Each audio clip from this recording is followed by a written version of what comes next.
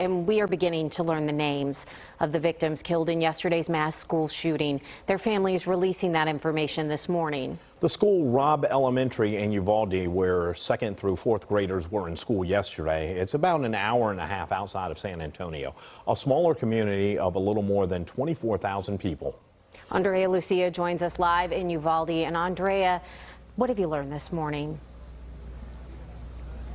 Yeah, some of these kids were 9, 10 years old. They went to this school, relatively small, fewer than 600 students here, as you said, 2nd, 3rd, and 4th graders. They were here with their teachers wrapping up the school year when this all took place, and what was excitement for the summer quickly got replaced by dread. One of the first victims identified was 4th grade teacher Eva Mireles. According to the district's website, she was a mom herself and married to one of the district's police officers. She was an educator for 17 years and worked with special education students. The mother of one of her previous students shared on social media that she went above and beyond for those students. The family of 10-year-old Xavier Lopez has confirmed he was killed. A fundraiser for his family has already received $51,000 in donations. The father of Amari Joe posted on his Facebook page last night that he had spent at least 7 hours trying to find her.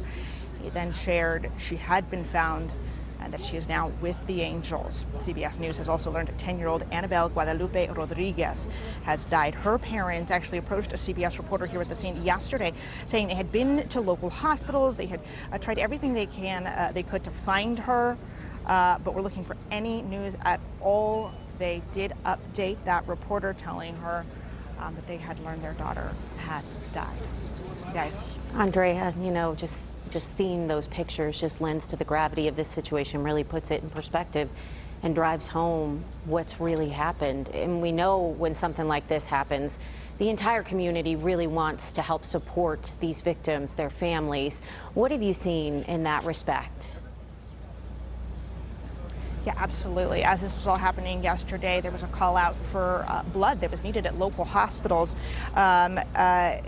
They were treating victims here, and South Texas Blood and Tissue sent 15 units of blood to Uvalde by helicopter to the site of the shooting and to those helicopters. They're going to be holding an emergency blood drive here in town later this morning, and every single available appointment has been booked. But they said that those who are wanting to help can go to their community blood centers. They say that need for blood is great really across Texas. There's also a local funeral home that has posted that it will be providing services free of charge to any of the victims who were killed in this horrific tragedy.